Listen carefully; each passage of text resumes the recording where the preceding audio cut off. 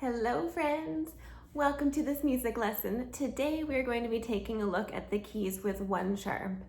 We are going to look at G major and E minor. Think of them as the yin-yang. The lights are the light side, the dark side.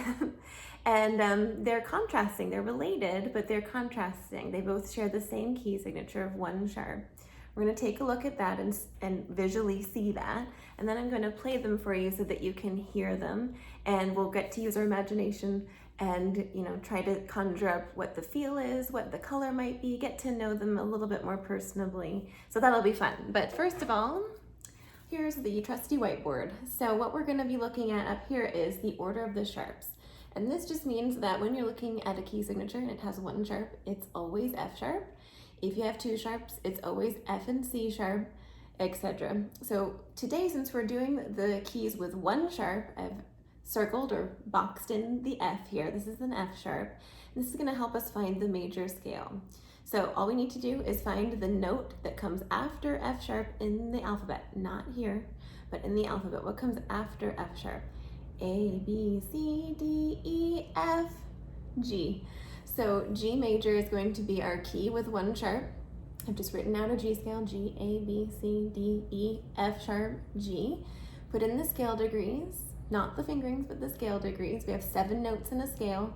They all have a different function, and they all sound different against our 1. So anyway, we will hear that as we listen to the scale. We are also going to use the major scale to help us find the relative minor scale. It's always taken from the 6th scale degree here. So the relative minor of G major is E minor, and what we have here in purple is the natural minor. So we're going to get to know 2 other kinds of minors, the harmonic and the melodic minor. We're going to just tweak a couple things. So in blue here, to turn the E natural minor scale into the harmonic minor, we are going to tweak the 7th scale degree. We're going to raise that and make this a D sharp. This is going to create an interesting new interval between between the 6th and 7th scale degree, between C and D sharp. We have a minor third.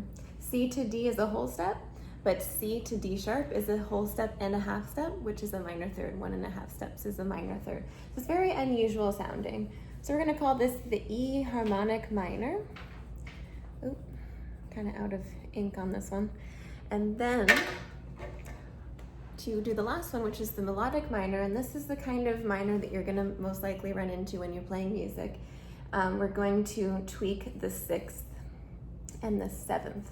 So this is interesting because on the way up the scale, we're going to raise the 6th, and we're going to raise the 7th. So we're going to have a C sharp and a D sharp. But on the way back down the scale, we're going to have everything that's just plain old purple, the E natural minor. So I'm going to put a little natural there and a little natural there. What's in pink here is the E melodic minor. All right, I'm going to hold this up for you so you can take a screenshot if you want. 1, 2, 3.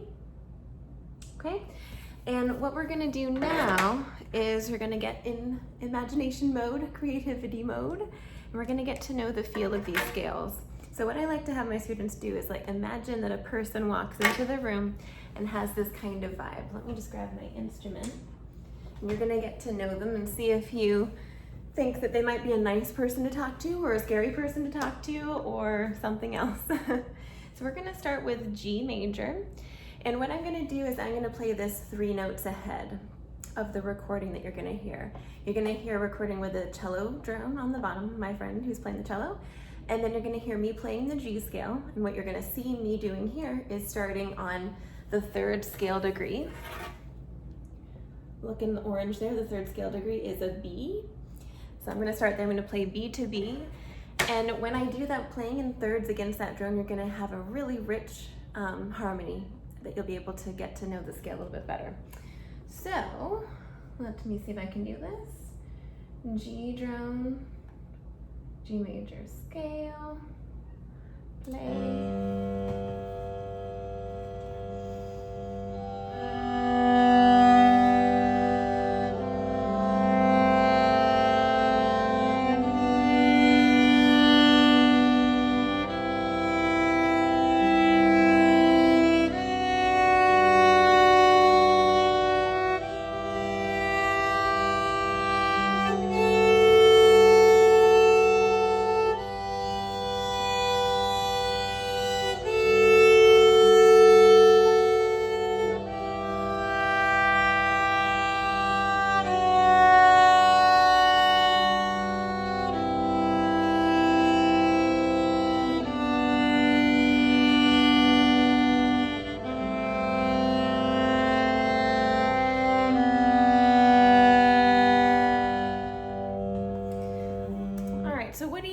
are some thoughts that kind of came to mind if you were to close your eyes.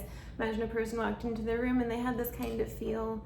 Would you describe them as lighthearted, scary and dark, hopeful, uplifting, positive? Just kind of some things, and it can be whatever it is for you, because you're the artist. You're getting to know how it affects you personally so that it's meaningful to you, so that when you encounter a key that's in G major, you can maybe draw upon something emotionally rather than just like, this scale has one sharp. So let's flip over to the relative minor. We're going to look at E natural minor. So this is going to have the same key signature, no sharps, no flats. I'm sorry, there's one sharp, F sharp. Wrong key, sorry. One sharp, F sharp, just like G major. You're gonna hear an E drone, and you're gonna hear me playing the E scale. We're gonna switch it up just a little bit. What we just heard was harmony from like the Baroque time period until now, hearing things in thirds, but anything before that, really, you'd be hearing more of like a fifth or a fourth apart. So because that's just the concept of harmony back then, was hearing things kind of more in fifths and fourths. So that's what we're going to hear now. This is going to be a little bit different sound. So let me pop the E drone on, and the E natural minor drone, the E natural minor scale, sorry. Go back to the beginning. I'm a little technologically challenged. So I am going to be starting on the 5th scale degree. Look at the purple scale. The 5th scale degree is a B. So we're going to be 5 notes apart the entire time. All right, here we go.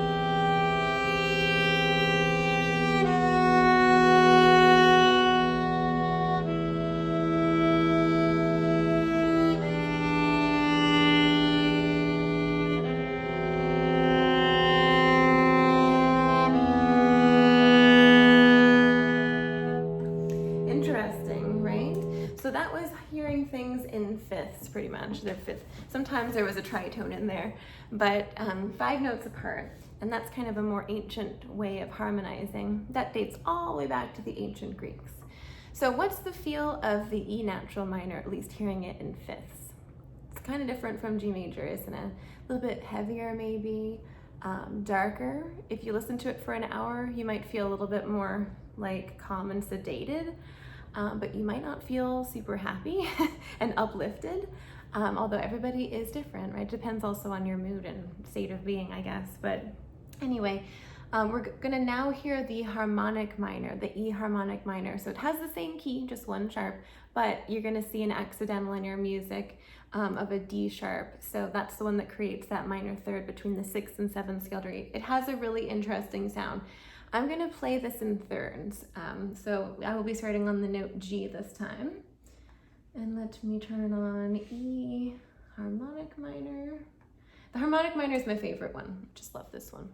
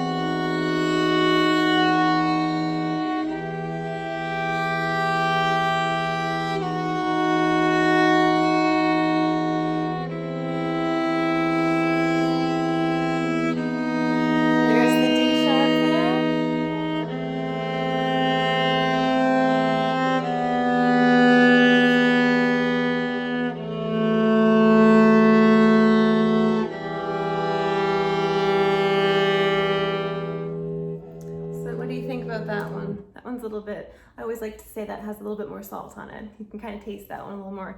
For whatever reason, the E minor scale, or just E major even, kind of feels like the color green to me. I don't know why. Does anyone else feel like it's a greenish color? Anyway. Okay, last one we're gonna hear is the E melodic minor.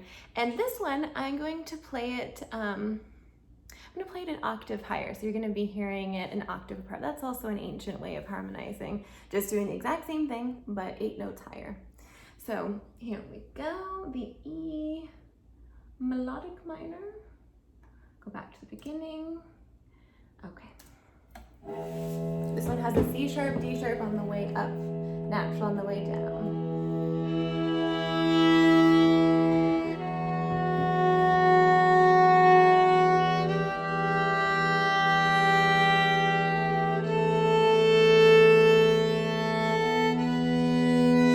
C sharp.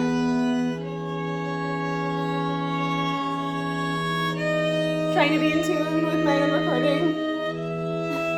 And then we're gonna lower them. D natural, C natural.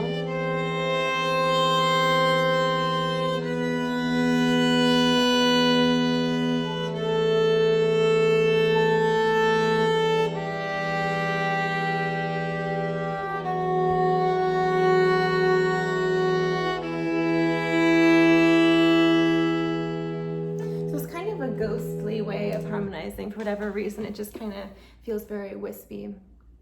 But anyway, that was the keys with 1 sharp, G major on one side, and then your E natural, harmonic, and melodic minors on the other side.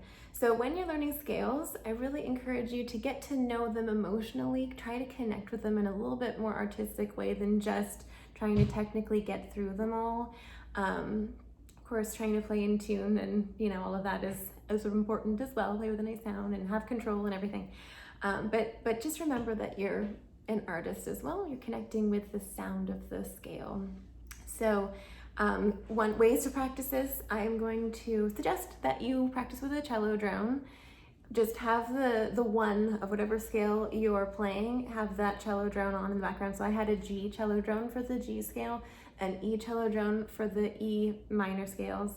And then you can record yourself playing the scale and then try playing it, you know, 3 notes ahead, 5 notes ahead, 4 notes behind. That would be in fourths, right? But it's actually using the notes of the 5th. Anyway, that's probably confusing people, hopefully not. But these audio recordings will also be available to play along with eventually. So I hope that you found this helpful. Thank you for watching. I'll see you guys soon.